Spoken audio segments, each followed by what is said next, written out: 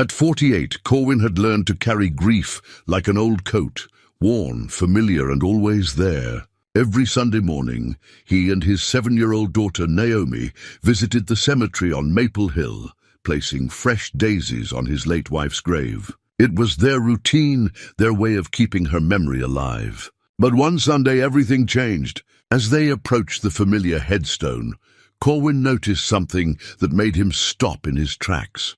There in the stone vase sat a bouquet of white lilies, flowers he hadn't placed. His heart quickened. Who else would visit Lydia's grave? Who remembered her enough to come here quietly without a word? The mystery would soon reveal a connection he never expected, one that would change how he understood love, loss, and the hidden bonds that hold us together. But who could it be? Before we jump back in, tell us where you're tuning in from, and if this story touches you, make sure you're subscribed, because tomorrow I've saved something extra special for you. The white lilies stayed with Corwin long after he and Naomi left the cemetery that morning. He couldn't shake the image of them, pristine, deliberate, placed with care. Someone had been there, someone who knew Lydia, someone who remembered.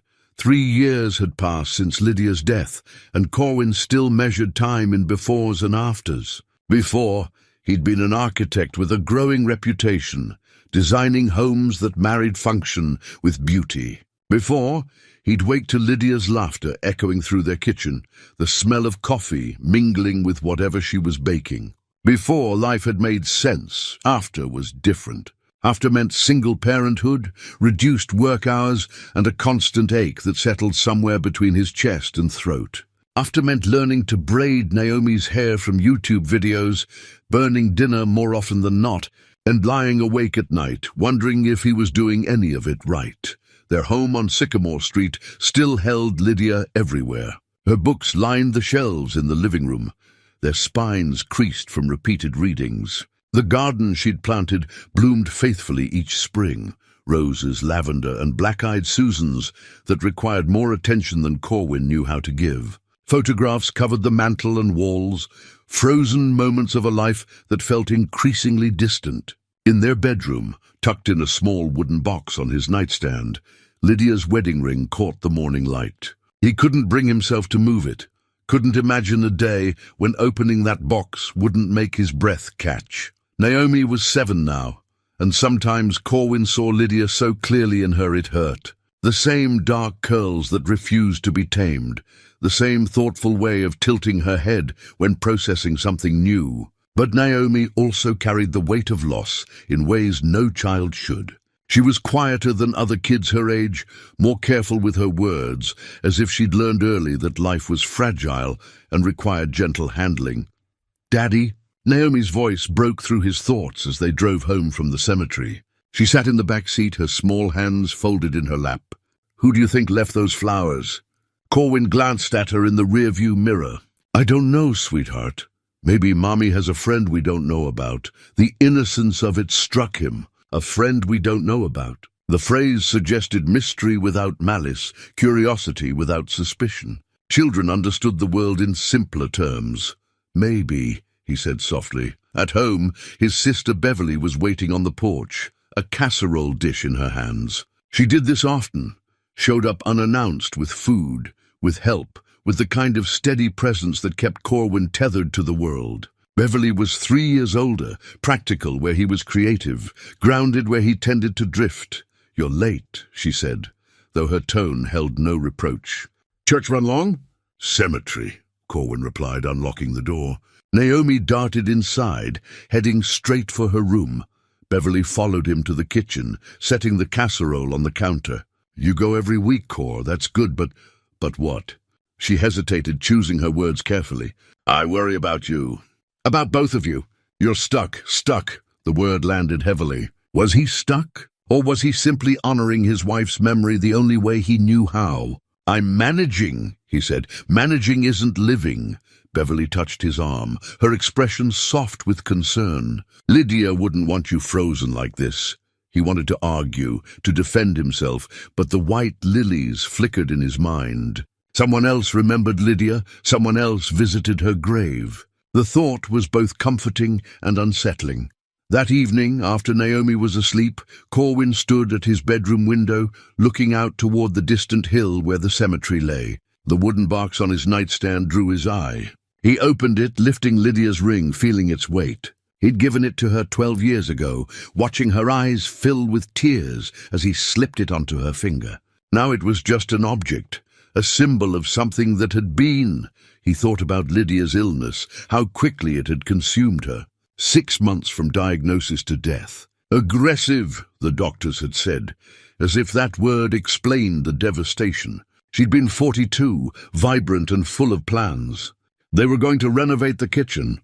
Naomi was going to start piano lessons. They'd talked about a trip to the coast that summer. Instead, there were hospital rooms and hushed conversations with oncologists. There were Naomi's confused questions and Lydia's brave smiles that didn't reach her eyes. There was the morphine haze at the end, Lydia's hand growing lighter in his, until one morning she simply wasn't there anymore. The funeral had been large. Lydia had been beloved, a volunteer at the local library, an active member of their church, a woman who remembered birthdays and brought soup when neighbors were sick. Hundreds of people came to pay respects, to share memories, to cry alongside him. But in the 3 years since, the crowd had thinned. Life moved on for everyone else. Only Corwin remained, circling the same grief week after week. He set the ring back in its box and moved to the closet, where Lydia's clothes still hung. He'd meant to donate them, had promised Beverly he would, but every time he reached for a hanger, he couldn't do it. The fabric still smelled faintly of her perfume, something floral and light that he'd bought her for Christmas years ago. His phone buzzed. A text from Beverly. "Stop overthinking. Go to bed." He smiled despite himself. She knew him too well. In Naomi's room, he found his daughter sleeping peacefully, her small chest rising and falling with each breath. A drawing lay on her nightstand, a crayon picture of 3 figures, a man, a woman, and a small girl. "Mommy, Daddy, and me," the caption read in Naomi's careful print. She drew these often, trying to preserve memories that were already fading. Corwin kissed her forehead and returned to his own room. Sleep came slowly, his mind circling back to those white lilies. Who had left them? An old friend? A former colleague? Someone from church he'd never met? And why now, 3 years later? The questions followed him into restless dreams, where Lydia walked through gardens filled with white flowers, always just ahead of him, always just out of reach. Morning came with pale light and the sound of Naomi padding down the hall. Monday meant school, work, the ordinary rhythm of their lives. But something had shifted. The lilies had opened a door in Corwin's mind, and he couldn't quite close it again. As he made breakfast, scrambled eggs and toast, the only meal he could reliably produce, Naomi climbed onto her chair at the kitchen table. "Daddy, can we go back to the cemetery this week?" "Not on Sunday?" He paused, spatula in hand. "Why, sweetheart?" "I want to see if there are more flowers." So she'd been thinking about it too. The mystery had caught her imagination, just as it had caught his. "Maybe," he said. "We'll see." But even as he spoke, he knew they would go. The lilies had disrupted their carefully maintained routine, and neither of them could simply let it pass. Someone out there remembered Lydia, honored her, visited her in secret. And suddenly, more than anything, Corwin needed to know who. The following Sunday arrived with overcast skies and a chill that hinted at the changing season. Corwin and Naomi made their familiar drive to Maple Hill Cemetery, but this time anticipation hummed beneath the routine. Would there be more flowers? Would the mystery deepen or resolve? As they walked up the gentle slope toward Lydia's grave, Corwin's heart began to pound. Even from a distance he could see them, fresh white lilies in the stone vase, their petals pristine against the grey marble of the headstone. But this time there was something else. A small envelope rested beneath the vase, tucked carefully so the wind wouldn't carry it away. Corwin's hands trembled slightly as he picked it up. The paper was thick, expensive, the kind used for formal correspondence. His name wasn't on it, just a single word written in elegant script. "Lydia." Naomi pressed close to his side. "What is it, Daddy?" "A note," he said quietly. His fingers worked the envelope open, and he pulled out a single card. The handwriting was the same, careful, measured, unmistakably feminine. She was unforgettable. V, that was all. 5 words and a single initial.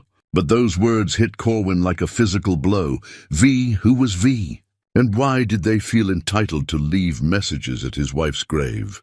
"What does it say?" Naomi asked. Corwin read it aloud, his voice rougher than he intended. "She was unforgettable." "That's nice," Naomi said with a child's simple acceptance. Mommy was unforgettable. But for Corwin, nothing about this felt simple.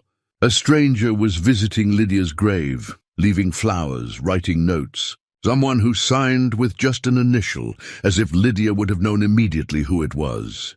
As if this person had a claim to Lydia's memory that didn't require full identification. He looked around the cemetery, half expecting to see someone watching. But there were only the usual morning visitors, an elderly man tending a nearby plot, a young couple walking hand in hand toward the newer section. No one paid him any attention. "Does Mommy have a secret friend?" Naomi asked, her voice filled with wonder rather than concern. Secret friend. The phrase lodged in Corwin's mind, both innocent and troubling. Had Lydia kept secrets from him?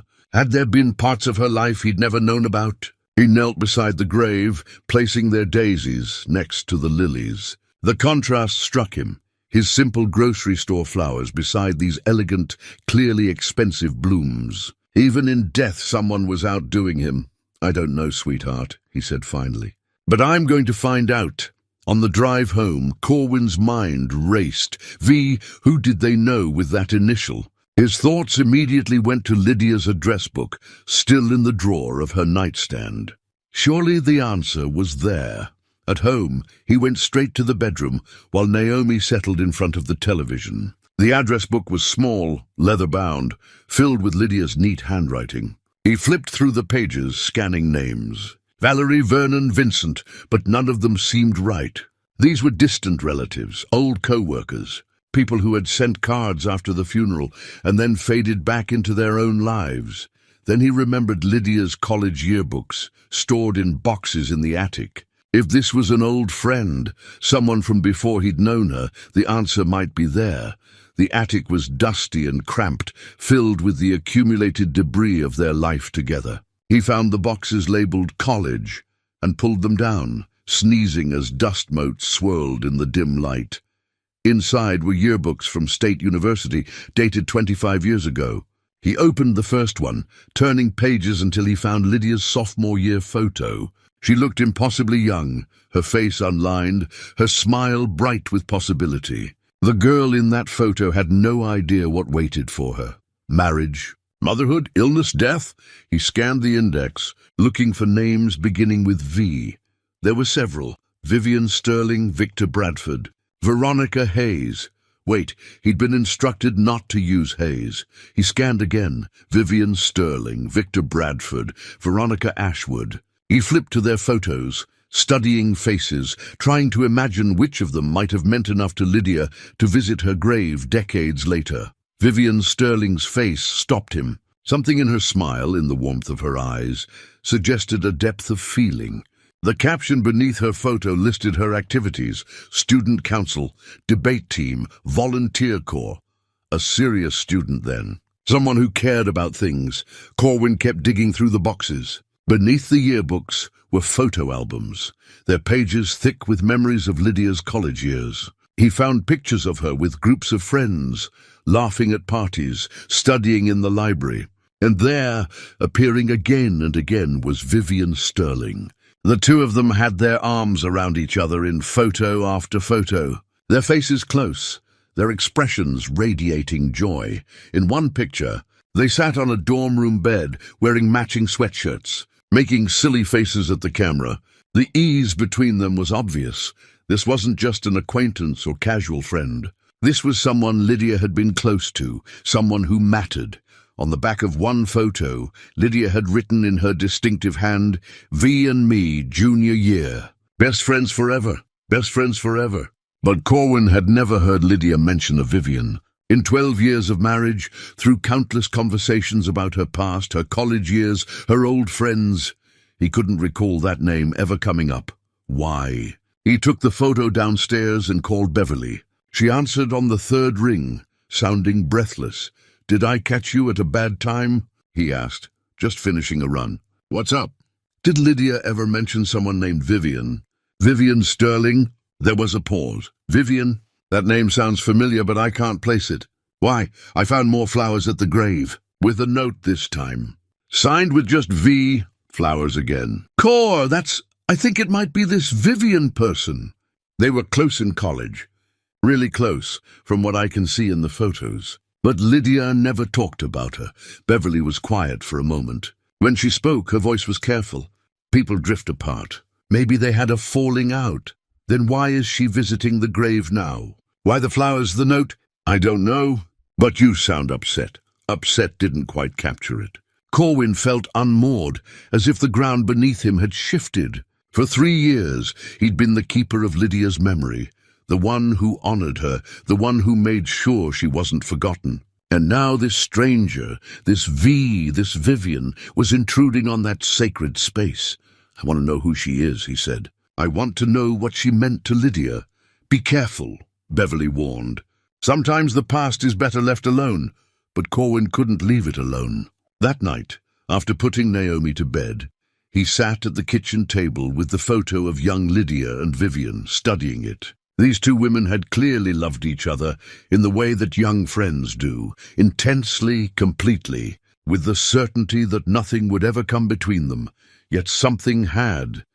He thought about the note again. She was unforgettable.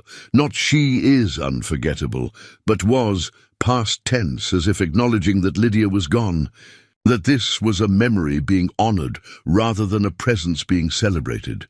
There was grief in that word choice. Deep grief. Corwin pulled out a piece of paper and began to write. His own handwriting looked crude compared to the elegant script on the card, but he pressed on. "I'm Lydia's husband. I'd like to talk. Please call me." He added his phone number and signed it simply. Corwin. On Tuesday, his day off from the architecture firm where he worked part-time, Corwin drove to the cemetery alone. The morning was quiet, mist clinging to the grass. He approached Lydia's grave with the envelope in his hand, tucked it carefully into a waterproof plastic bag, and placed it beside the vase. "I don't know what this is about, Lydia," he said softly to the headstone. "But I need to understand. I need to know who this person was to you." The marble offered no answers, but Corwin felt a strange sense of relief. He'd done something. He'd reached out across the mystery. Now all he could do was wait. He stood there for a long moment, his hand resting on the cool stone. "I miss you," he whispered.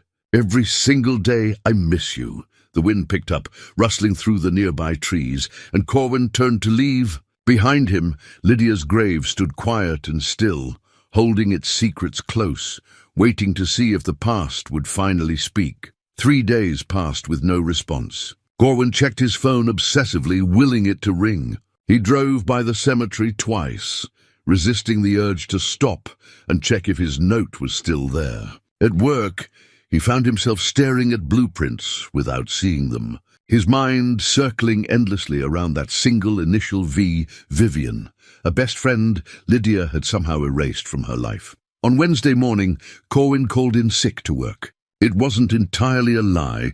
He felt unwell, though the sickness was one of restless curiosity rather than physical ailment. After dropping Naomi at school, he drove to the cemetery and parked where he had a clear view of Lydia's grave. The morning stretched long. He watched groundskeepers make their rounds, trimming grass and tending to flower beds. An elderly woman visited a nearby plot, kneeling stiffly to place a single rose. A young man stood at a fresh grave, his shoulders shaking with sobs. But no one approached Lydia's headstone. By noon, Corwin felt foolish. What was he doing? Staking out his wife's grave like some kind of detective? This wasn't him. He'd never been the suspicious type, never questioned Lydia's past, or demanded to know every detail of her life before him. But then, he'd never known there were details worth questioning. He drove home feeling defeated and slightly ridiculous. Beverly's car was in his driveway. She stood on the porch, arms crossed, her expression a mixture of concern and exasperation. "Mrs. Howell called me," she said without preamble. Said she saw you sitting in the cemetery parking lot for hours. Want to tell me what's going on? Corwin unlocked the door and Beverly followed him inside. In the kitchen, he put on coffee. More for something to do with his hands than because he wanted it. I'm trying to figure this out, he said. The flowers, the note. This Vivian person. I left her a message asking her to call me. And? Nothing. No response. Beverly leaned against the counter. Maybe she doesn't want to talk. Maybe she just wants to pay her respects privately. But why? Why now after all this time? And why didn't Lydia ever mention her? People change, core friendships end. It happens. Not like this. He pulled out the photo he'd been carrying in his wallet. Young Lydia and Vivian, arms around each other, faces bright with joy. Look at them. That's not just any friendship. That's something deep. Something real. Beverly studied the photo. They do look close. But that was 25 years ago. Exactly. What happened in those 25 years? Why did they stop being friends? Maybe you should ask yourself why this matters so much to you. The question stopped him. Why did it matter? Was it really about understanding Lydia's past, or was it about something else? Some need to remain central to her story, to not be displaced by ghosts he'd never known existed. She was my wife, he said quietly. I thought I knew her. Now I'm finding out there are whole chapters of her life I knew nothing about. Beverly's expression softened. You knew her, Core. You knew the woman she became. Maybe this Vivian knew the girl she was. That's not the same thing. The words settled over him, offering a kind of comfort. But they didn't quiet his curiosity. After Beverly left, restless energy drove Corwin back to the attic. He pulled down more boxes, searching for anything that might explain the connection between Lydia and Vivian, and what had torn them apart. In a dusty cardboard box labeled College Misc, he found what he was looking for, a journal. The cover was worn blue leather, the pages yellowed with age. Lydia's handwriting filled every line, the entries dated from her sophomore through junior years. Corwin hesitated. Reading this felt invasive, like rifling through someone's private thoughts. But Lydia was gone, and these pages might hold answers he desperately needed. He opened to a random page, dated September 1998. Vivian and I stayed up until 3 a.m, talking about everything, our dreams, our fears, the people we want to become. She understands me in ways I can't explain. It's like she can see straight into my soul and isn't frightened by what she finds there. I've never had a friend like this. I don't think I ever will again. The intimacy of the words made Corwin's chest tighten. He flipped forward, reading entry after entry. Vivian appeared on nearly every page, studying together, attending protests, volunteering at homeless shelters. The friendship was woven into every aspect of Lydia's college life. Then he found an entry from November 1999 that made him pause. V's mother died last night. She called me at midnight, barely able to speak through the tears. I drove to her apartment and held her while she cried. We didn't sleep. We just sat together in the darkness, and I tried to be strong for her the way she's always been strong for me. I don't know what I'd do without her. She's not just my friend, she's my family. Corwin read the words twice, feeling the weight of that bond. This wasn't casual friendship. This was the kind of connection that defined a life. He kept reading, following the thread of their relationship through Lydia's junior year. Then abruptly, the entries about Vivian stopped. The last mention was dated March 2000. I can't write about what happened. Not yet, maybe not ever. All I know is that everything is different now. V and I, the entry ended there, the sentence unfinished, as if Lydia couldn't bear to complete the thought. The next entry, 2 weeks later, made no mention of Vivian at all, nor did any entry after that. It was as if Vivian had simply ceased to exist in Lydia's world. What had happened in March 2000? Corwin searched through the box for more clues. He found old letters, concert tickets, a dried flower pressed between sheets of tissue paper. Then tucked in an envelope at the bottom of the box, he found a photograph he hadn't seen before. It showed Lydia and Vivian standing together, but the warmth from earlier photos was gone. They stood stiffly, several inches apart, their smiles forced. On the back, Lydia had written a single word, Goodbye. The photograph was dated April 2000, 1 month after the last journal entry about Vivian. Corwin held the photo, studying their faces. Whatever had happened between them, it had left visible wounds. The joy and ease of their earlier friendship had been replaced by something painful. Distance, hurt, maybe even betrayal. He thought about the flowers at the grave, the careful note. After all these years, after whatever breach had torn their friendship apart, Vivian was still honoring Lydia's memory. Still visiting, still remembering. That had to mean something. Corwin took the journal and the photograph downstairs.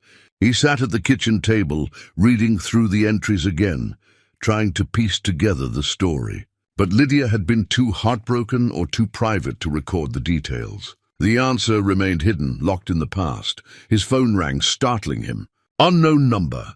His heart raced as he answered, "Hello?" There was a pause, then a woman's voice, soft and uncertain. "Is this Corwin?" "Yes, this is Vivian. I got your note." Corwin's breath caught. After days of waiting, here it was, the voice behind the flowers, the ghost from Lydia's past. "Thank you for calling," he managed. "I almost didn't." Another pause. "I wasn't sure if you'd be angry." "I'm not angry. I'm confused." "I understand. I'd like to explain, if you'll let me." "But not over the phone." Her voice trembled slightly. "Could we meet? Somewhere neutral?" Corwin thought of Naomi, of the questions this meeting might answer or create. But he'd come too far to turn back now. "There's a coffee shop downtown. Riverside Cafe, do you know it?" "I do. Tomorrow morning? 10 o'clock? I'll be there." A long pause. "Corwin, I want you to know I loved her. I loved Lydia more than almost anyone in my life. What happened between us, it's complicated. But I never stopped caring." The words hung in the air, heavy with emotion and unspoken history. "Tomorrow," Corwin said. "We'll talk tomorrow." After he hung up, he sat in the quiet kitchen, Lydia's journal open before him. 24 hours from now, he would meet the woman his wife had once called her closest friend. He would learn what had torn them apart and why, after decades of silence, Vivian had returned. Outside, the afternoon light faded toward evening. Corwin looked at the photograph of young Lydia and Vivian one more time, at their faces bright with a happiness that hadn't lasted. "What happened to you two?" he whispered. "And why didn't you tell me?" The questions would have to wait until morning. But for the first time in days, Corwin felt like he was moving toward answers instead of just circling in the dark. Corwin barely slept that night. He lay in bed, watching shadows move across the ceiling, his mind constructing and deconstructing scenarios of what tomorrow's meeting might bring. Would Vivian look like her college photos? Would she blame Lydia for whatever had happened between them? Would the answers he sought bring peace or more pain? At breakfast, Naomi studied him with the perceptive eyes of a child who'd learned to read adult moods. "You look worried, Daddy." He forced a smile. "Just thinking about work stuff." "Is it about the flower lady?" Sometimes her insight startled him. "What makes you think that?" "You've been looking at old pictures, and you keep staring at your phone like you're waiting for something. 7 years old, and already too wise for her age." Loss had done that to her, taught her to pay attention, to notice the subtle shifts in the adults around her. "I'm meeting someone today," he said, deciding honesty was better than evasion. "Someone who knew Mommy a long time ago? The one who leaves the flowers?" "I think so, yes." Naomi considered this, stirring her cereal thoughtfully. "Will you tell me about it after?" "I will." "Good." She took a bite, then added, "I'm glad Mommy had other people who loved her. It means she was special." The simple wisdom of it brought a lump to Corwin's throat. Leave it to a child to find the grace in a situation that had left him feeling threatened and uncertain. After dropping Naomi at school, Corwin drove downtown to Riverside Cafe. He arrived 15 minutes early, ordered coffee he didn't want, and claimed a corner table where he could watch the door. His hands trembled slightly as he wrapped them around the warm cup. At precisely 10 o'clock, a woman entered the cafe.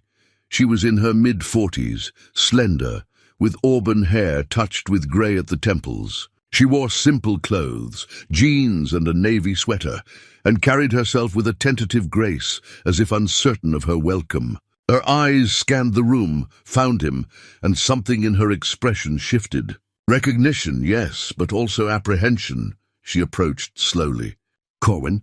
"Vivian." They regarded each other for a moment. Up close, he could see the resemblance to her college photos.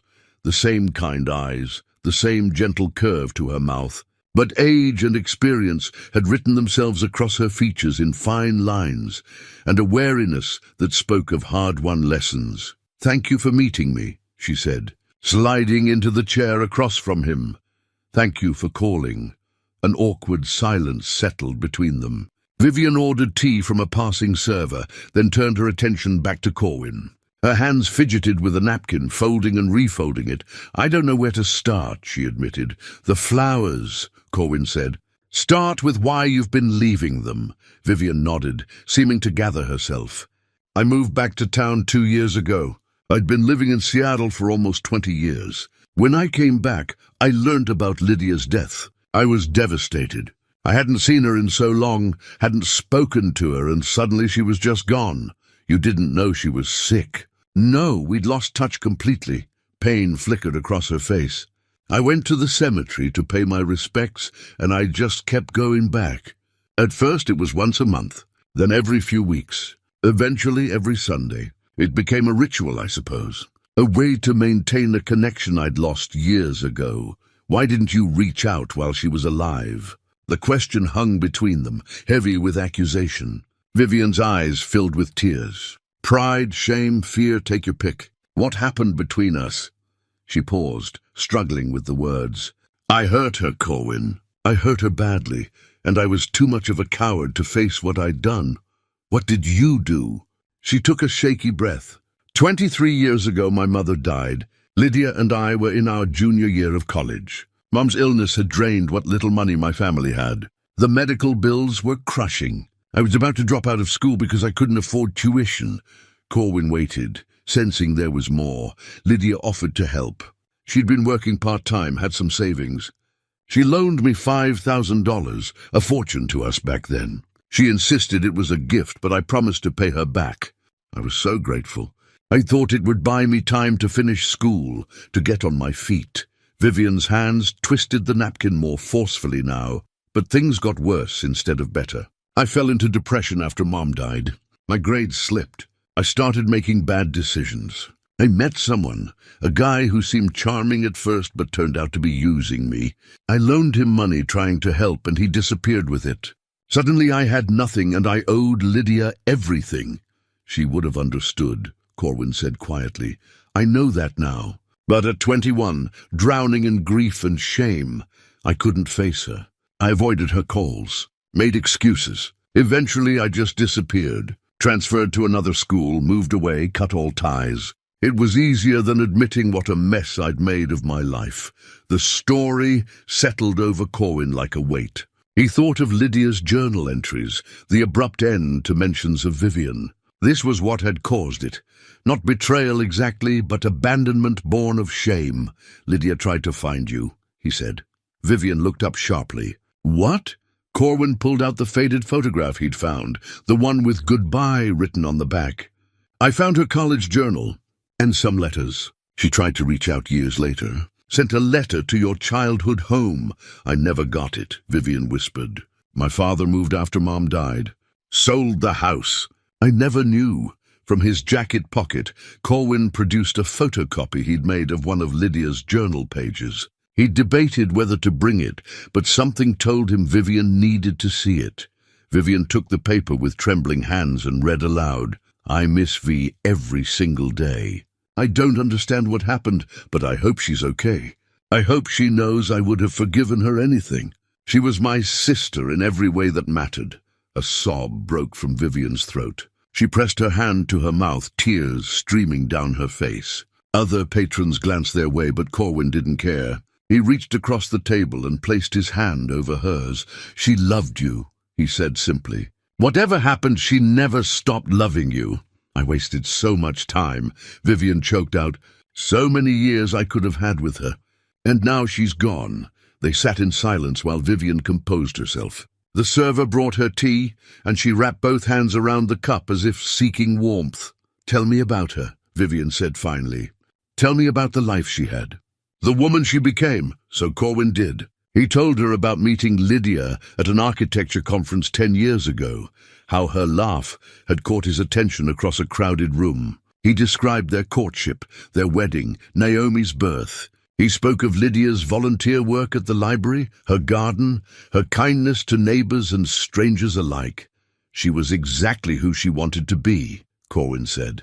She made the world better just by being in it. Vivian smiled through her tears. That sounds like her. Even in college, she was always volunteering, always trying to help. She had this fierce belief that one person could make a difference. She did make a difference. To so many people, and to you, Vivian said. I can see it in your face when you talk about her. She was deeply loved. She was. She is. Vivian reached into her purse and pulled out an envelope. Inside was a photograph, the same one Corwin had found in the attic, showing young Lydia and Vivian with their arms around each other, faces bright with joy. I've kept this all these years, Vivian said. Even when I was too ashamed to reach out, I couldn't let go of this memory. She was the best friend I ever had. Corwin studied the photograph, seeing it now with new understanding. These weren't just college friends. They were young women who had loved each other deeply, who had been family to each other when family failed. I need to tell you something else, Vivian said, her voice steadier now. Something I should have said when I first called. Corwin waited. I've been helping. Financially, I mean. She met his eyes. When I learned about Lydia's death, I also learned about the medical bills. The debt you were carrying. Corwin's chest tightened. What are you talking about? I've been making anonymous payments. $500 a month for the past 2 years. It was the least I could do. The debt I owed Lydia, I could never really repay it, but I could try to ease the burden she'd left behind. The world seemed to tilt. Corwin thought of the mysterious payments he'd assumed were insurance corrections or hospital billing errors. All this time it had been Vivian.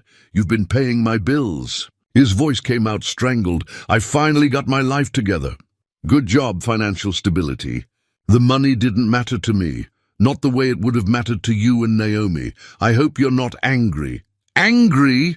Corwin didn't know what he felt. Shock, gratitude, confusion, all of it swirled together. That's over $12,000, he said. $12,200, actually. But who's counting? A ghost of a smile crossed her face. It doesn't even begin to cover what Lydia gave me. Not just the money she loaned me in college, but her friendship, her belief in me. She saw good in me when I couldn't see it in myself. Corwin's eyes burned with unshed tears. For 2 years, he'd been struggling under the weight of medical debt, cutting corners, taking extra work, lying awake worrying about Naomi's future. And all that time, this stranger who loved his wife had been quietly lifting that burden. Why didn't you tell me? Because it wasn't about recognition. It was about doing what Lydia would have done for me. She would have helped without hesitation, without expecting anything in return. I was just trying to honor her memory in the only way I knew how. Corwin reached across the table and took Vivian's hand. Thank you. I don't know what else to say. Just thank you. They sat like that for a moment, two people bound together by love for someone they'd both lost. Can I ask you something? Vivian said. The note you left at the grave, did you think I was some kind of threat? Corwin had the grace to look embarrassed. At first, maybe. I didn't understand. But now I do. You weren't threatening my connection to Lydia. You were honoring your own. I'd like to keep visiting if that's okay with you.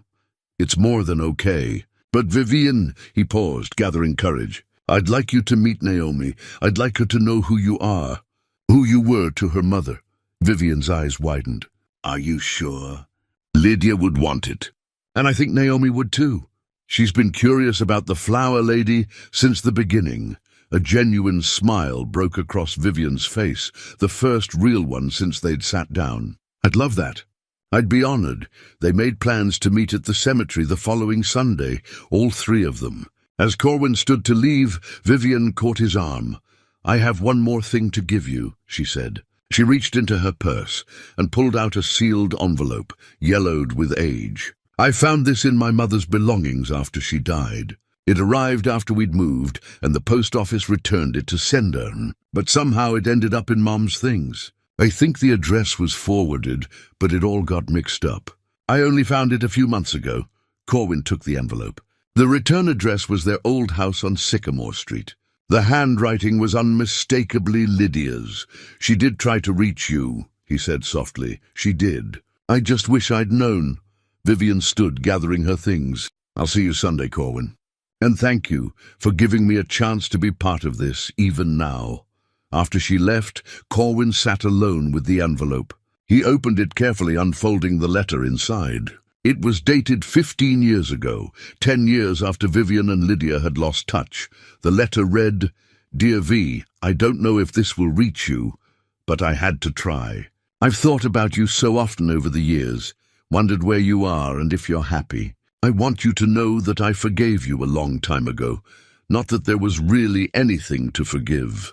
Life is hard and we all do our best. I'm getting married next month to a wonderful man named Corwin. I wish you could be there. You'll always be one of the most important people in my life, no matter how much time passes. If you ever want to reconnect, I'm here. Love always, Lydia." Corwin read the letter 3 times, his heart breaking and healing in equal measure. Lydia had reached out. She'd tried to rebuild the bridge. It wasn't Vivian's fault that the letter never arrived. It was just one of those cruel accidents of timing and circumstance. He folded the letter carefully and put it back in the envelope. On Sunday, he would give it to Vivian. She deserved to know that Lydia had never given up on their friendship.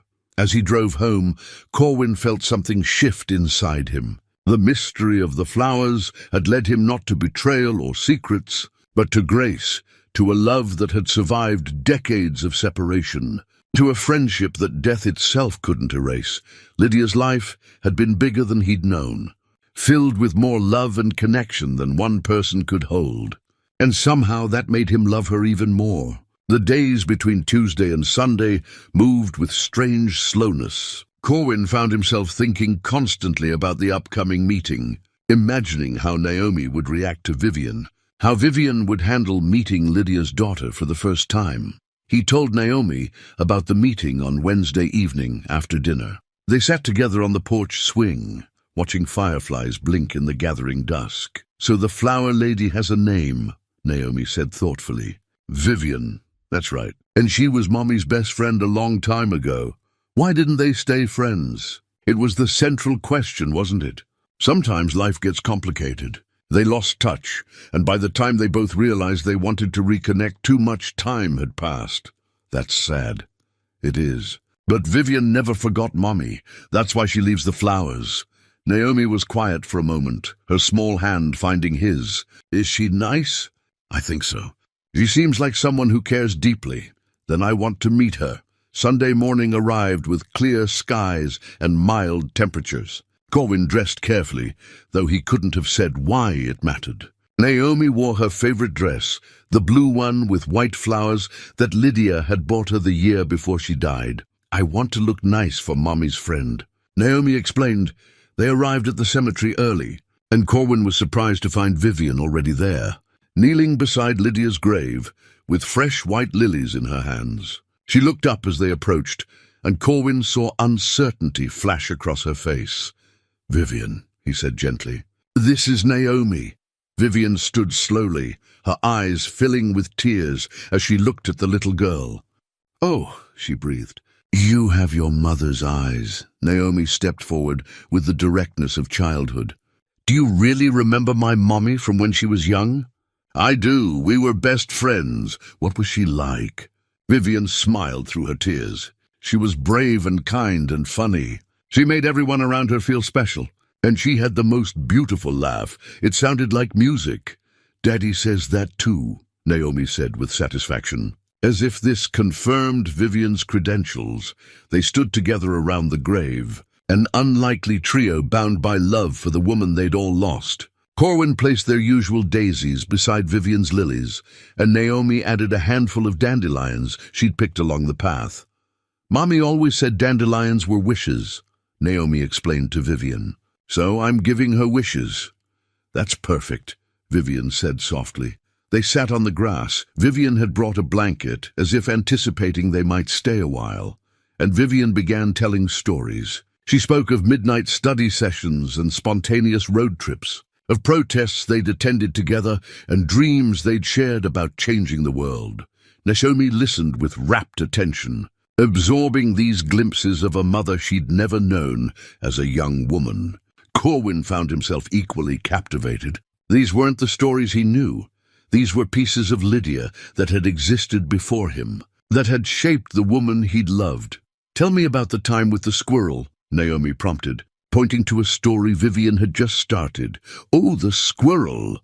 Vivian laughed. "Your mother tried to rescue a baby squirrel that had fallen from its nest. She wrapped it in her scarf and tried to feed it with an eyedropper.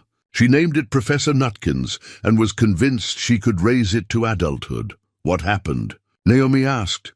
"The wildlife rescue people explained that squirrels don't make good pets, and your mother reluctantly let them take Professor Nutkins to a rehabilitation center. But she visited him every week for a month, bringing him nuts, until they released him back into the wild." "That sounds like Mommy," Naomi said with a smile. As the morning wore on, Corwin watched the easy rapport developing between Vivian and Naomi. There was something natural about it, as if some part of Lydia's essence connected them across the years. He thought about Beverly's words, that maybe Vivian had known the girl Lydia was, while he'd known the woman she'd become. Together, they held different pieces of the same remarkable person. "Can we show Vivian Mommy's garden?" Naomi asked suddenly. Corwin hesitated, but Vivian's hopeful expression made the decision easy. "We'd love to have you over." At the house, Vivian stood in the garden with something like reverence. She always talked about having a garden someday. "When we were in college, we used to plan it out. What flowers we'd plant, how we'd arrange everything.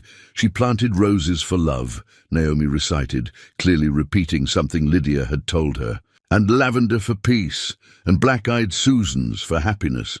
"That sounds exactly like something she'd do," Vivian said. "Giving everything meaning." Inside, Vivian moved through the house with careful steps, taking in the photographs, the books, the small details that marked a life fully lived. She paused at the mantel, studying a photo of Corwin, Lydia, and baby Naomi. "She looked so happy," Vivian whispered. "She was," Corwin said. "We all were." Over lunch, sandwiches and lemonade that Naomi helped prepare, the conversation flowed more easily. Vivian asked about Naomi's school, her friends, her favorite subjects. She told funny stories about Lydia's terrible singing voice and her habit of making up silly songs about everyday tasks. "She used to do that," Naomi exclaimed. "She had a song about folding laundry." "Oh, I remember that one," Vivian laughed. "It goes—" She began singing in a deliberately off-key voice, and Naomi joined in, both of them laughing at the absurdity of Lydia's improvised lyrics. Corwin watched them, feeling something loosen in his chest. For 3 years, he and Naomi had been alone with their grief, circling it like a wound they couldn't quite touch. But Vivian's presence brought something new, not replacement or erasure, but expansion. Their small circle of memory was growing, and with it came new life, new laughter. After lunch, Vivian pulled out a small album she'd brought. "I thought you might like to see these," she said to Naomi. "Pictures of your mother when she was in college." They spent the next hour going through the photos, Vivian providing commentary for each one. There was Lydia with blue streaks in her hair, Lydia dressed as a pirate for Halloween. Lydia sleeping in the library with books piled around her. "She looks funny," Naomi giggled at one particularly goofy photo. "She was funny," Vivian said. She could always make people laugh, even in difficult times. As the afternoon wore on, Naomi eventually wandered off to play in her room, leaving Corwin and Vivian alone in the living room. "Thank you for this," Vivian said quietly, "for letting me in. I know it can't be easy." "It's been easier than I expected," Corwin admitted. "Naomi needs more than just me and my grief. She needs to know all the parts of her mother, including the parts I never knew. She's a remarkable child." "She is." Lydia would be so proud of her. They sat in comfortable silence for a moment. Then Vivian said, "I have something else to tell you. Something I should have mentioned before, But I wanted to meet Naomi first, to see if this was real. Corwin felt a flutter of concern. What is it? I'd like to keep helping. Not just financially, though. I hope you'll let me continue with that. But in other ways, I could babysit sometimes, give you a break, or help with homework, or just be another adult in Naomi's life who loved her mother. The offer caught Corwin off guard. He'd expected the Sunday visits to continue, maybe occasional coffee meetings. But this was something more, a sustained presence, a genuine relationship. You'd want that? He asked. I'd be honored. I can't have the friendship with Lydia that I lost. But maybe I can have a connection with her daughter. Maybe I can be the aunt Naomi never had. Corwin thought about Beverly, who did her best, but was stretched thin with her own family. He thought about Naomi's questions about her mother, questions that would only multiply as she grew older. And he thought about Vivian's face as she'd told stories that morning, the way she'd come alive, as if part of her had been dormant and was finally waking. I think Lydia would love that, he said. And I think Naomi would too. Vivian's smile was radiant.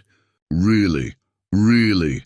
But you should know, we're a package deal. If you're going to be part of Naomi's life, you're part of mine too. I'd like that, Vivian said softly. After all these years of being alone, I'd really like that. When Vivian left that evening, she hugged Naomi tight and promised to come back the following weekend. Naomi waved from the porch until Vivian's car disappeared around the corner. I like her, Daddy, Naomi said. She makes Mommy feel close. She does, doesn't she? That night, after Naomi was asleep, Corwin sat on the porch with Lydia's old journal in his lap. He opened to one of the entries about Vivian, reading the words with new understanding. "Vi isn't just my friend. She's my family. She's the person who knows all of me, the good parts and the broken parts, and loves me anyway. I don't know what I'd do without her." Corwin closed the journal and looked up at the stars. "She's back, Lydia," he whispered. "Your friend is back. And she's helping us remember you."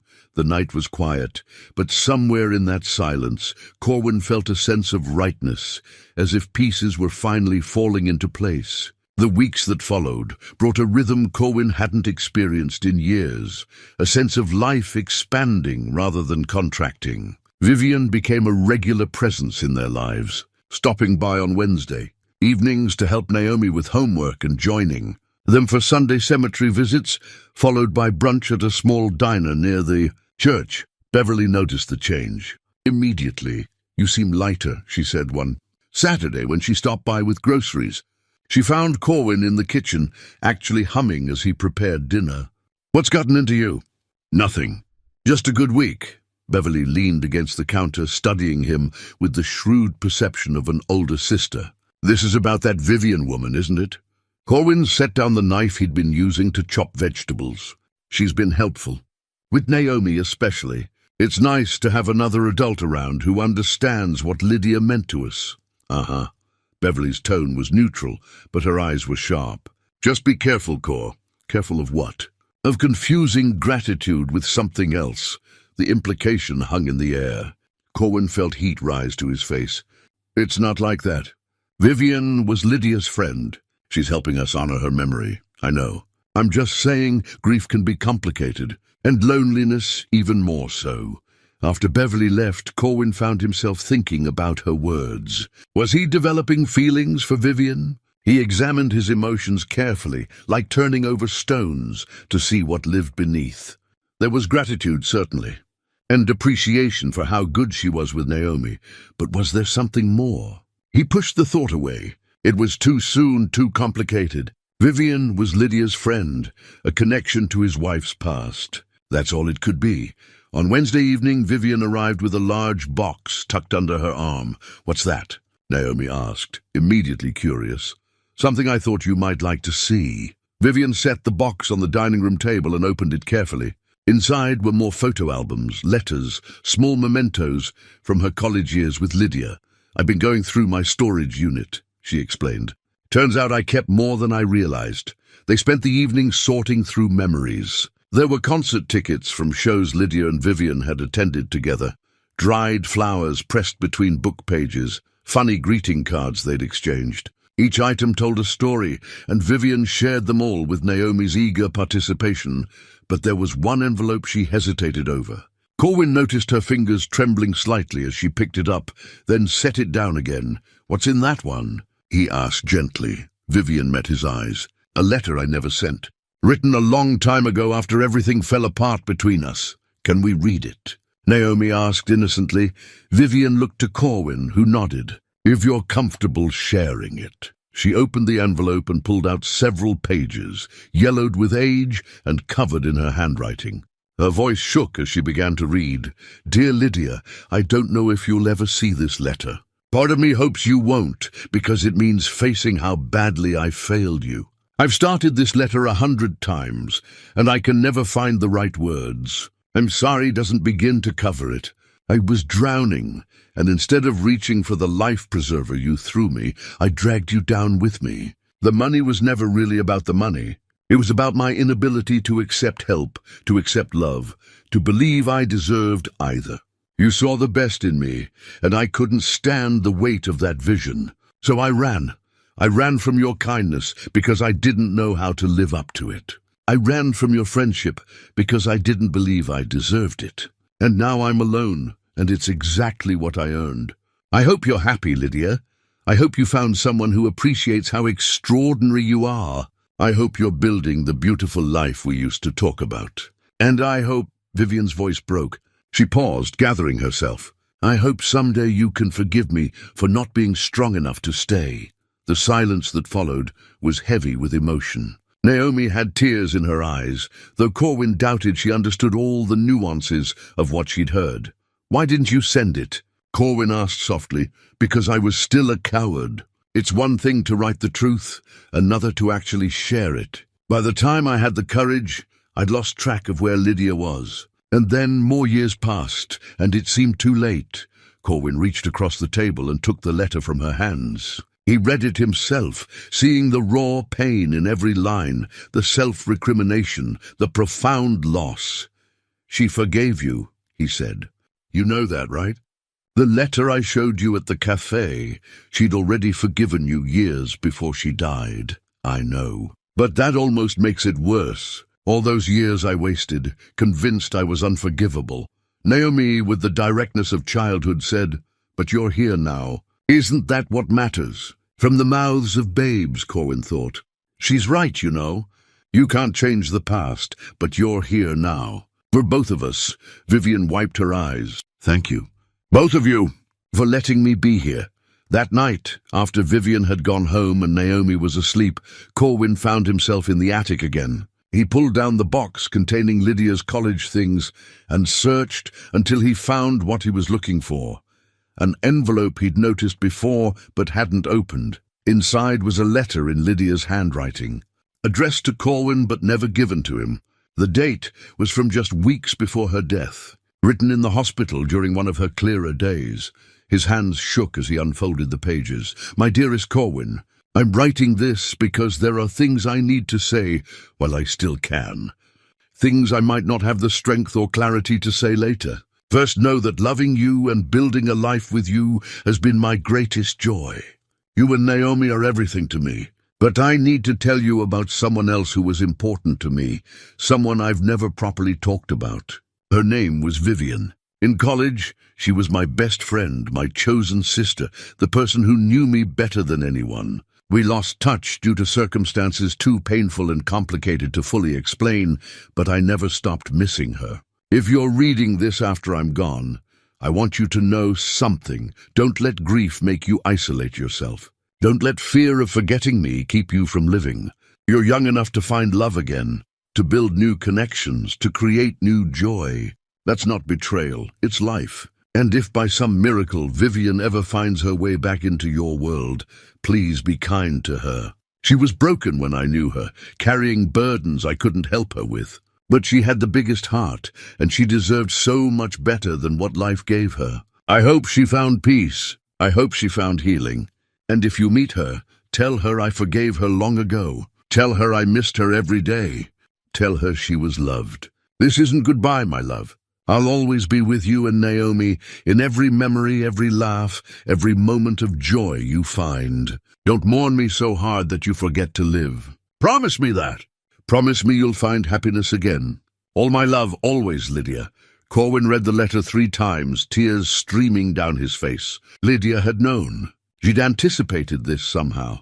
The possibility that Vivian might return, that Corwin might need someone else in his life. She'd given him permission, given him blessing. The next morning, he showed the letter to Beverly. She read it in silence, her expression softening. "Well," she said finally, "I guess I was wrong to worry." "What do you mean?" "Lydia knew you'd need help moving forward. She knew you'd need connection. If she wanted Vivian in your life—" Beverly paused, choosing her words carefully. "Then who am I to question it?" "It's not like that," Corwin protested, though the words felt hollow even to his own ears. Beverly gave him a knowing look. "Maybe not yet.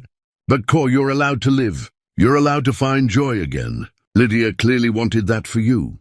That Sunday, Corwin brought the letter to the cemetery. The 3 of them, Corwin, Naomi, and Vivian, stood around Lydia's grave as he read it aloud. When he finished, Vivian was openly weeping. "She was so much better than I deserved," Vivian said. "She loved you," Corwin said simply. "That's what matters." They stood together in silence, bound by their shared love for Lydia and the strange grace that had brought them together. The white lilies and daisies bloomed side by side in the vase, different but complementary, just like the relationship developing between them. As they left the cemetery that day, Naomi walked between them, holding both their hands. To any observer, they might have looked like a family, and in a way, Corwin realized, they were becoming one, not replacing what had been lost, but building something new on the foundation of shared love and memory. That night, Corwin placed Lydia's letter in the wooden box with her wedding ring. 2 artifacts of her life, 2 messages about love. The ring represented the love they'd shared. The letter represented her blessing on whatever love might come next. He wasn't ready to open his heart fully, not yet, but he was beginning to understand that maybe someday he could be, and that Lydia, in her wisdom and grace, had known he would need that permission. 3 months after their first meeting, Corwin's life had settled into a new normalcy. Vivian was no longer a mystery, but a fixture. The woman who showed up for Naomi's school play, who helped with science fair projects, who joined them for family dinners twice a week. To Naomi, she was Aunt Vivian, a title that had emerged naturally and felt right to everyone. But there was still something Vivian hadn't fully explained. Corwin had noticed the way she sometimes hesitated when talk turned to her current life, the careful vagueness about her work, the apartment she mentioned but never invited them to visit. On a Thursday afternoon, Corwin received an unexpected call from a hospital billing department. "Mr. Hartwell, I'm calling about the outstanding balance on your account." Corwin's stomach tightened. He'd been managing the medical debt carefully, making minimum payments, but it was still crushing. "Yes, we wanted to inform you that your account has been paid in full as of this morning. A final payment of $14,300 was processed through our automated system." The world seemed to tilt. "I'm sorry, what?" "Your account is now at 0 balance. You should receive written confirmation in the mail within 5 business days." After the call ended, Corwin sat staring at his phone. $14,000. That was more than half of what he still owed.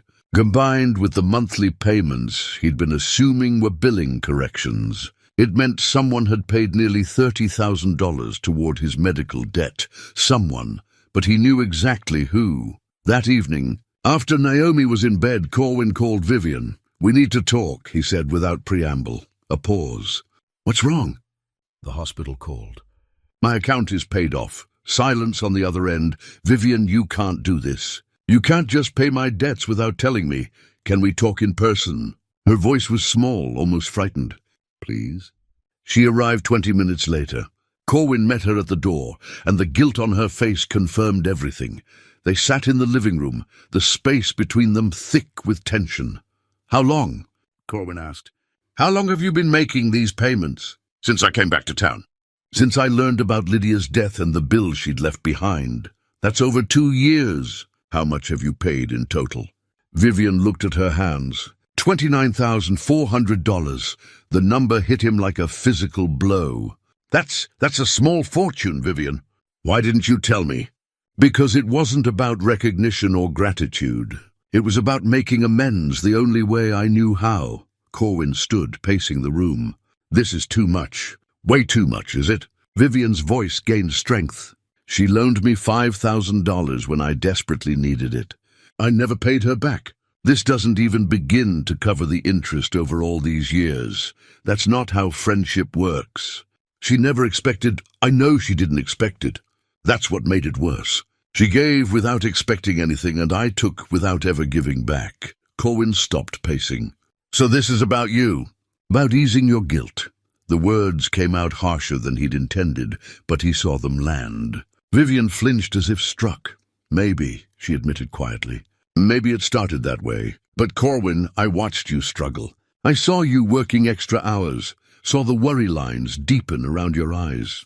I saw Naomi wearing shoes that were too small because you were stretching every dollar. And I had the means to help. You should have told me. Would you have accepted it if I had? The question hung between them. Corwin wanted to say yes, but honesty stopped him. He wouldn't have accepted it. Pride would have gotten in the way, just as it had gotten in Vivian's way all those years ago. That's not the point, he said weakly, isn't it? Vivian stood facing him. You're angry because I took away your right to refuse. I understand that, but I couldn't watch Lydia's family suffer when I had the power to help. How did you even afford this? $29,000. I have a good job. Software development. I got lucky with stock options from a startup that went public. The money means nothing to me compared to what Lydia gave me. Corwin sank back onto the couch, his anger deflating into something more complicated. I don't know how to feel about this. Vivian sat beside him, careful to maintain distance. Then don't feel anything right now. Just know that I did it because I care about you and Naomi.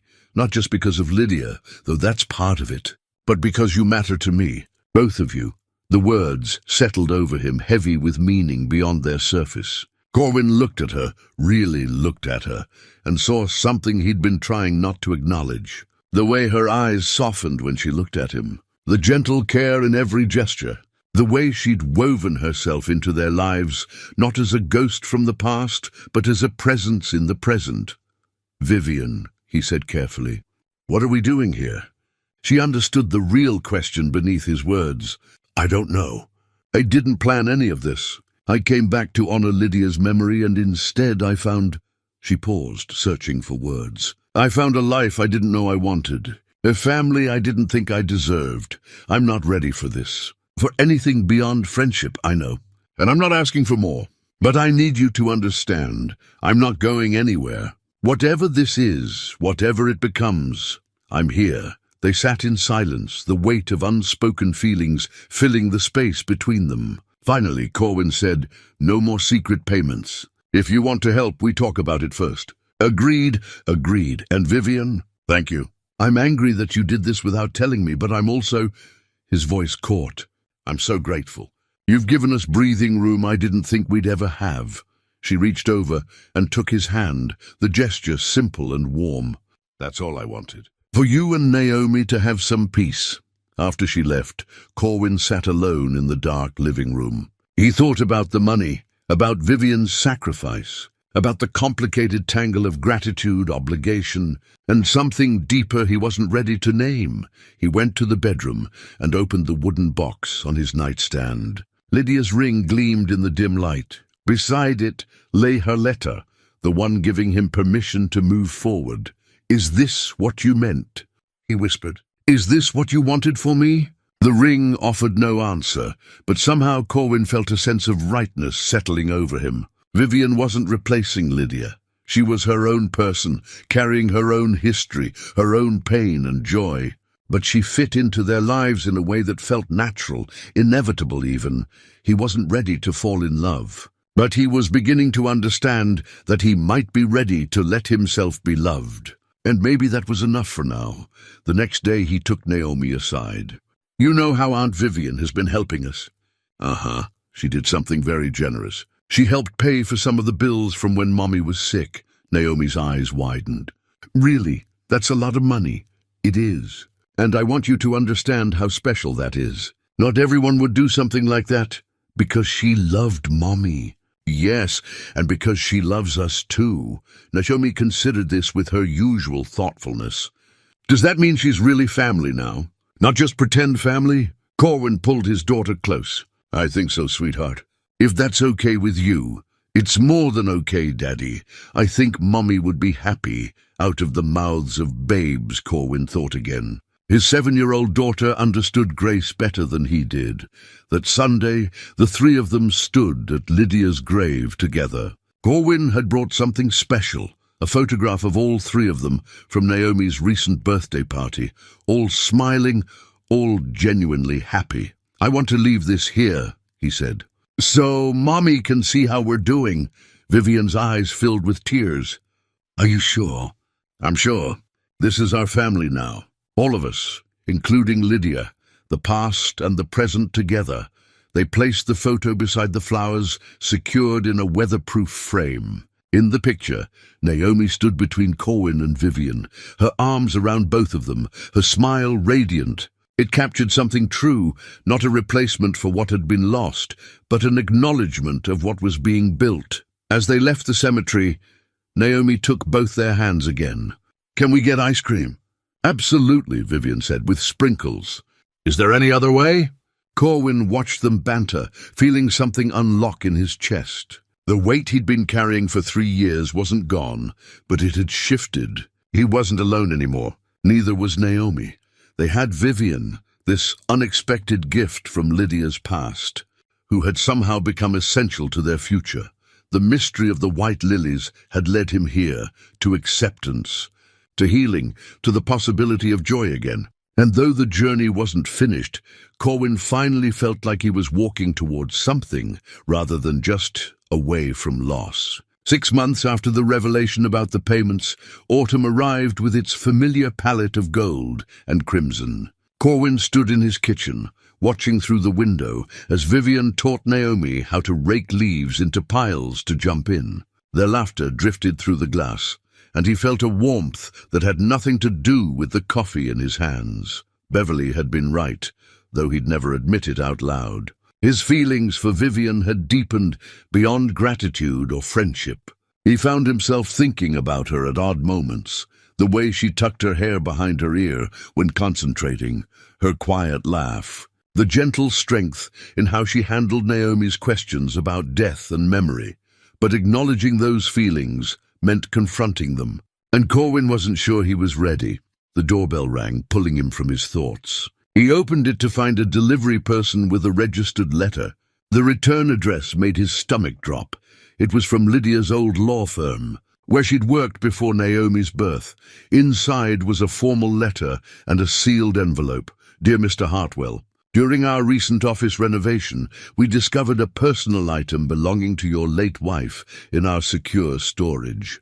The attached letter was placed there with instructions to be delivered to you on a specific date. That date has now passed, and we apologize for the delay in getting this to you. Please accept our condolences again for your loss. The sealed envelope was addressed in Lydia's handwriting, to Corwin, to be opened 3 years after my death. His hands trembled as he opened it. The letter inside was dated from the week before Lydia died, written during one of her final lucid periods. My dearest Corwin, if you're reading this, I've been gone for 3 years. I chose this timeline carefully, believing that 3 years would give you time to grieve properly, to find your footing as a single parent, to remember how to breathe without me. By now, I hope you've begun to heal. I hope you've let yourself laugh without guilt and think about the future without pain. I'm writing this to tell you something I never had the courage to say directly. I want you to find love again. Not to replace what we had, nothing ever could. But to build something new, something different, something equally beautiful. You deserve partnership, companionship, someone to share the weight of raising our daughter. Don't let loyalty to my memory become a prison. I loved you too much to want you trapped in the past. And if, by some miracle I barely dare hope for, Vivian has found her way back into your life, I want you to know something. She was the best friend I ever had. She knew me before you did, in ways you couldn't, through struggles that shaped who I became. I hope time and life have been kind to her. I hope she's found the healing she desperately needed. And if somehow your paths have crossed, don't resist it out of misplaced loyalty to me. She would be good for you and for Naomi. She understands loss. She knows how to be gentle with broken things. Trust what you feel, my love. Trust that loving someone new isn't betraying me. It's honoring the life I wanted you to have. Be happy, Corwin. Choose joy. Choose life. Choose love if it's offered. That's all I ever wanted for you. Forever yours, Lydia.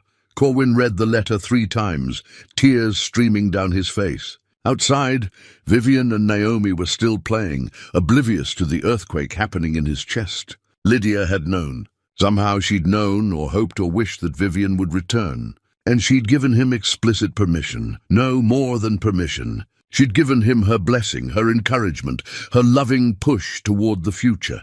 He walked outside, the letter still in his hand. Vivian looked up from the leaf pile and immediately saw his face. What's wrong? He couldn't speak, just handed her the letter.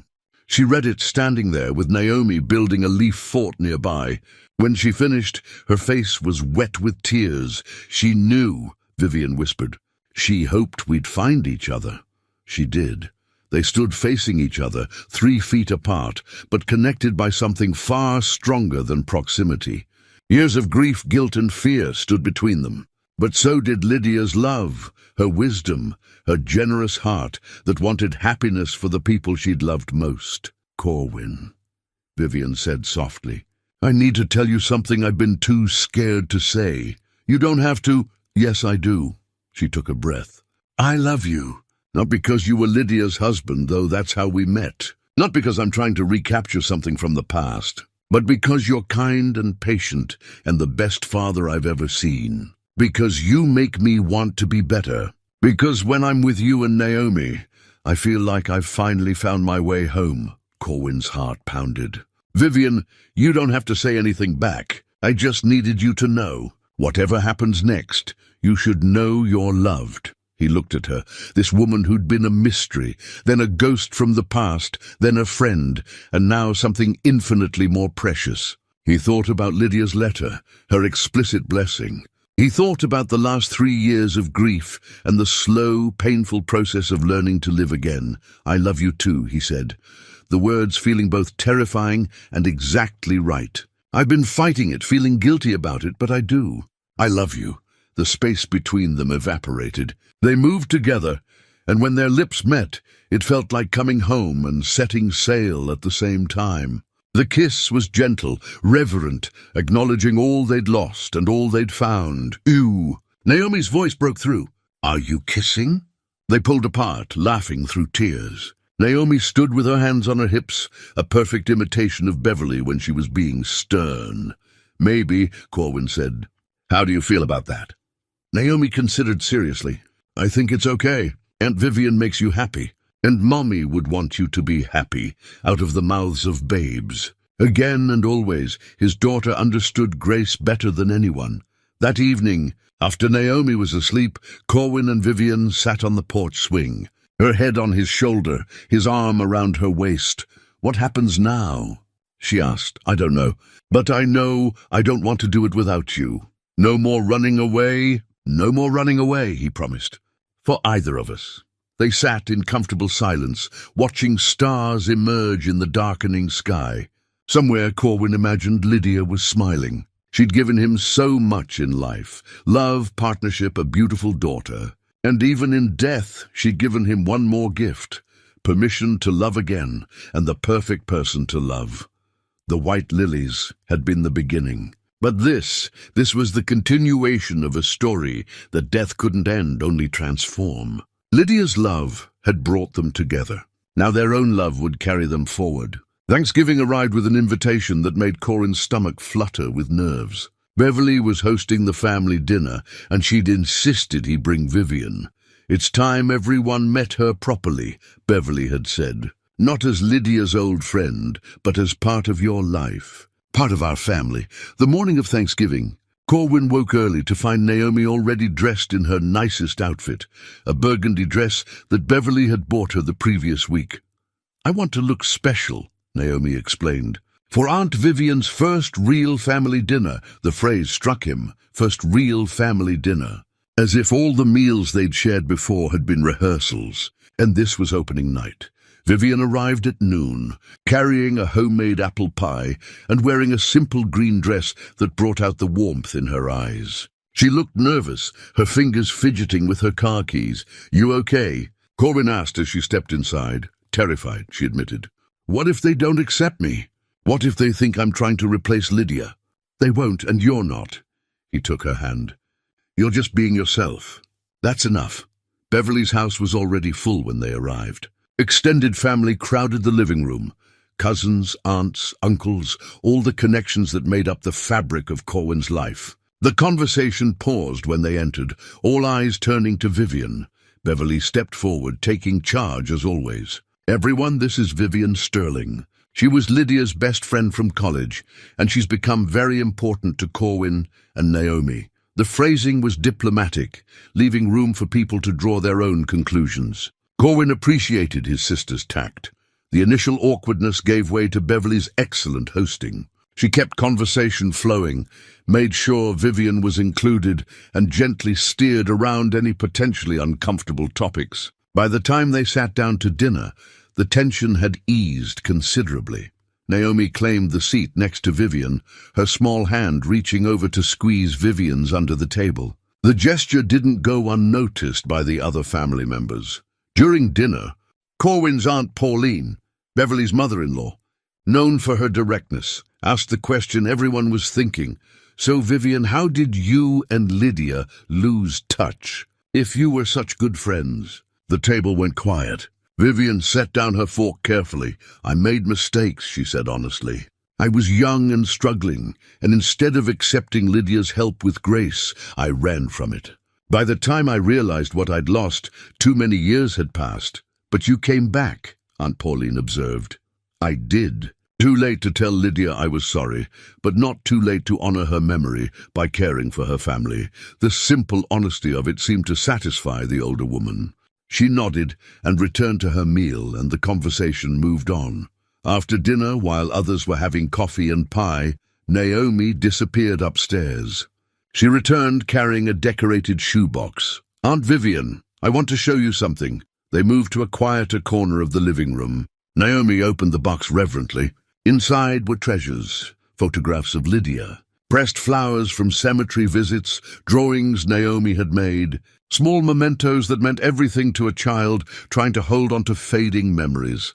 "This is my memory box," Naomi explained. "It's how I keep Mommy close." Vivian's eyes filled with tears as Naomi showed her each item, explaining its significance. A birthday card Lydia had written, a smooth stone from their last beach trip, a hair ribbon Lydia had worn. Then Naomi pulled out a fresh drawing and placed it in the box. It showed 4 figures, a woman with angel wings floating above 3 people holding hands. The caption read, "My family, Mommy in heaven, Daddy, me, and Aunt Vivian on earth. Is it okay?" Naomi asked, suddenly uncertain. "That you're in my family picture?" Vivian pulled Naomi into a fierce hug. "It's more than okay, sweetheart. It's the greatest honor of my life."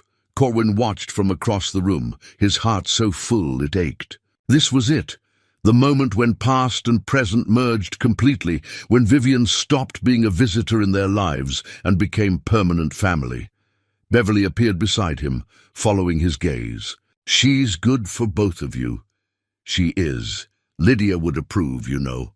She always wanted you to be happy." "I know. She told me so herself." As evening approached and family began leaving, Corwin found himself standing with Vivian on Beverly's back porch. Through the window, they could see Naomi showing her memory box to cousins, animatedly explaining each item. "Thank you," Vivian said softly. "For what?" "For letting me in. For giving me a second chance at family." At love, Corwin took her hand. "I have something to ask you. Something important." She turned to face him, moonlight catching in her eyes. "Move in with us." "Not right away. We'll take it slow." But I don't want this to be temporary. I want you to be part of our daily life, not just our weekends. Corwin, you already are part of it, really. Your toothbrush is in our bathroom. Your favorite coffee is in our cupboard. Naomi asks for you when you're not there. We're already a family in everything but name. Vivian's smile was brilliant. Yes, I'll move in. Whenever you're ready. He kissed her then, gentle and sweet, a promise of all the tomorrows they'd build together. Inside, Beverly called them for family photos. The photographer, a cousin with a good camera, arranged everyone in the living room. Squeeze in everyone.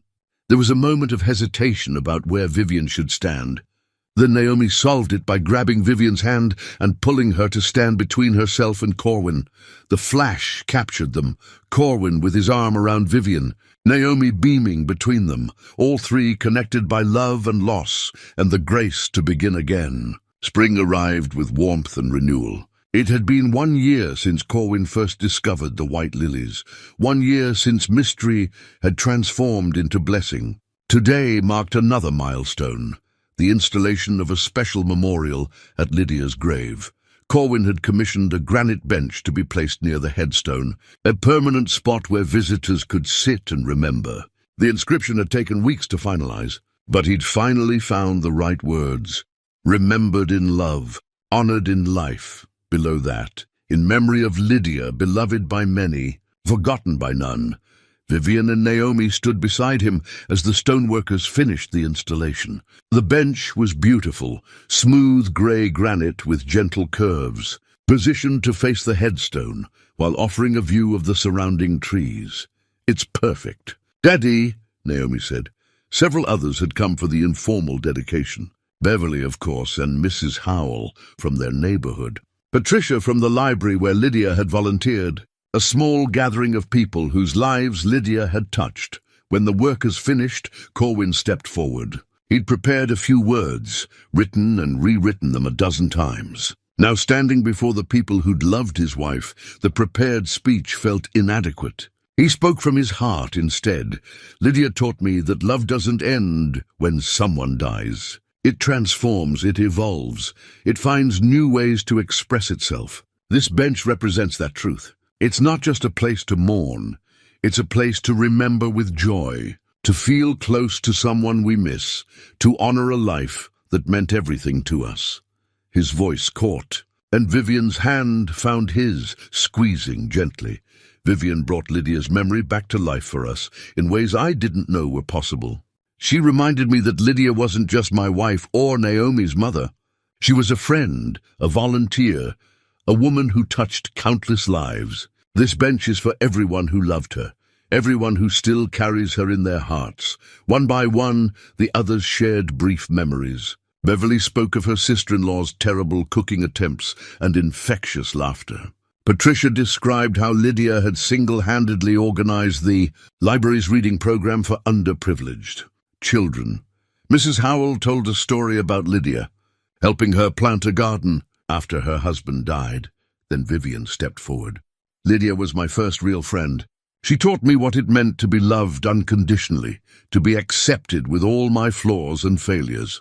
I lost my way for a long time, but she led me home even after death. She gave me Corwin and Naomi, this new family I never thought I'd deserve. And she taught me that forgiveness, both giving it and accepting it, is the greatest gift we can offer each other. Naomi tugged on Vivian's sleeve. Can I say something? Of course, sweetheart. Naomi's voice was small but clear. Mommy told me once that when we love people, they never really leave us. They live in our hearts and in our memories. I think she's happy that Aunt Vivian found us. I think she wanted us all to be together. The simplicity and wisdom of it brought tears to more than one pair of eyes. After the others left, just the three of them remained. They sat together on the new bench, Naomi between Corwin and Vivian. It feels right, Vivian said quietly. Being here, all of us together. Corwin had been waiting for this moment, for this perfect convergence of past and future. He reached into his jacket pocket and pulled out a small velvet box. Vivian, I need to tell you something. She looked at him, eyes widening as she recognized what he was holding. I'm not asking you to replace Lydia. No one ever could, and I wouldn't want you to try. But I'm asking you to build something new with me, to be my partner, Naomi's mother, part of this family not as a guest, but as a permanent member." He opened the box, revealing a simple gold band with a single diamond, different from Lydia's ring. "Because this was a different love, a different promise. Will you marry me?" Tears streamed down Vivian's face. "Yes, God, yes!" Naomi bounced with excitement. "Does this mean Aunt Vivian will really be my mom?" "If that's okay with you," Vivian said, her voice shaking, "it's perfect. I'll have a mom in heaven and a mom here with me." Corwin slipped the ring onto Vivian's finger. It fit perfectly, as if it had been waiting for her all along. They kissed, gentle and sweet, while Naomi giggled and made exaggerated gagging sounds that couldn't quite hide her joy. They sat together on the bench as the afternoon sun painted everything golden. In front of them, Lydia's headstone stood peaceful and dignified, surrounded by flowers, white lilies from Vivian, daisies from Corwin, wildflowers from Naomi. "Thank you," Corwin said softly to the stone, "to the memory, to the woman who'd loved him enough to set him free. Thank you for everything." The wind rustled through the trees, carrying with it the scent of spring flowers and new beginnings. 3 people sat together, bound by loss and love, by grief transformed into grace, by a woman's generous heart that had blessed them all. The mystery of the white lilies had ended, but the story they'd started was just beginning. 1 year later, the house on Sycamore Street hummed with life, in a way it hadn't since before Lydia's death. Vivian's belongings had merged seamlessly with their own, her books on the shelves, her coffee mug hanging in the kitchen, her laughter filling the rooms that had been too quiet for too long. They'd married quietly in the spring, a small ceremony at Beverly's house with just close family present. Naomi had served as flower girl and seemed to grow 3 inches taller with pride. The wedding photos now sat on the mantel alongside the older ones of Corwin and Lydia. 2 love stories, both precious, both real. On this particular Sunday morning, the 3 of them prepared for their weekly ritual. The cemetery visits had continued, though their nature had changed. They weren't pilgrimages of grief anymore, but gentle remembrances, ways of keeping Lydia present in their evolving life. "Don't forget the flowers," Naomi called from the car. Already buckled in, Corwin grabbed the mixed bouquet from the counter. Lilies, daisies, and now roses from the garden Vivian had helped restore. The 3 types of flowers together symbolized their blended family, each one important, each one contributing to the whole. At the cemetery, they found the bench Corwin had commissioned already occupied. An elderly couple sat there, the woman crying quietly while the man held her hand. They stood as Corwin, Vivian, and Naomi approached. "We're sorry," the man said. "We can move." "Please don't," Corwin said warmly. "That's why it's here. So anyone who needs a place to sit and remember can do so." The woman smiled through her tears. "Thank you. Your wife must have been special." "She was," Corwin said. "She still is." After the couple left, the 3 of them arranged the flowers and sat together on their bench. It had become a gathering place, just as Corwin had hoped. He'd seen other mourners using it, finding comfort in its simple presence. "I have news," Vivian said, her hand finding Corwin's. "I wasn't sure when to tell you, but this feels like the right moment." Something in her tone made Corwin's heart skip. "What kind of news?" "The best kind." She placed his hand on her stomach, which showed the faintest curve beneath her shirt. "We're having a baby." The world seemed to hold its breath. Corwin stared at her, joy and fear and wonder cascading through him. "Really? Really, I'm 3 months along." "I wanted to wait until I was sure." Naomi looked between them, confusion giving way to understanding. "I'm going to have a brother or sister?" "You are," Vivian said, pulling her close. Naomi's face split into the biggest smile Corwin had ever seen. "Did you hear that, Mommy?" she said to the headstone. "I'm going to be a big sister." The innocence of it, the way Naomi still included Lydia in every important moment, brought tears to Corwin's eyes. He pulled both Vivian and Naomi into an embrace. The 3 of them, soon to be 4, holding each other beside the grave of the woman who'd made it all possible. "She'd be so happy," Corwin whispered. "I know," Vivian said. "I can feel it." Later that afternoon, back at home, Vivian brought out something she'd been working on, a framed piece she'd commissioned from a local artist. It contained 3 photographs, arranged chronologically. The first showed young Lydia and Vivian in college, arms around each other, faces bright with joy and possibility. The second was from Corwin and Lydia's wedding, the two of them radiant, beginning their life together. The third was recent, Corwin, Vivian and Naomi at Thanksgiving, all of them genuinely happy, genuinely family. Below the photos, the artist had inscribed, "Love endures, love evolves. Love remains." For the living room, Vivian explained. "So we never forget where we came from or how we got here." They hung it on the wall that evening, right where everyone who entered could see it. Past, present, and future united in a single frame. That night, after Naomi was asleep, Corwin and Vivian sat on the porch swing, her head on his shoulder, his hand resting gently on the small swell of her stomach. "Are you scared?" she asked. "Terrified," he admitted, "but also more hopeful than I've been in years." "Me too." She was quiet for a moment. "Do you think Lydia knew?" "Somehow." Corwin thought about the letters, the careful timing of their delivery, the way Lydia had orchestrated so much, even from beyond death. "I think she hoped, and I think she'd be proud of us, for choosing to live, for choosing to love, again and again, despite the risk, despite the pain we know loss can bring." They sat in comfortable silence, watching stars emerge in the darkening sky. Inside, Naomi slept peacefully. Beside them, the empty swing moved gently in the breeze, as if an invisible presence sat there, keeping watch.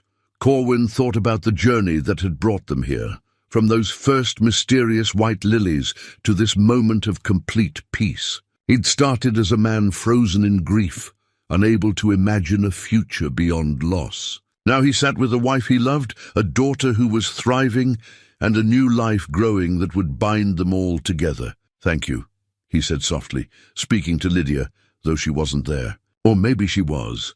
In the flowers they tended, in Naomi's laugh, in the generous space she'd made for others to love what she'd loved. Vivian squeezed his hand, understanding who he was talking to. "Thank you," she echoed, "for bringing us together." The night deepened around them, full of promise and possibility. In the living room, the 3-photograph display caught the lamplight. Past, present, and future woven together by love that refused to end, only transform. The white lilies had been a mystery that needed solving. But the answer had been there all along, written in Lydia's letters, preserved in her generous heart, waiting for the right moment to reveal itself. Love doesn't end with death. It evolves, expands, and finds new vessels to fill.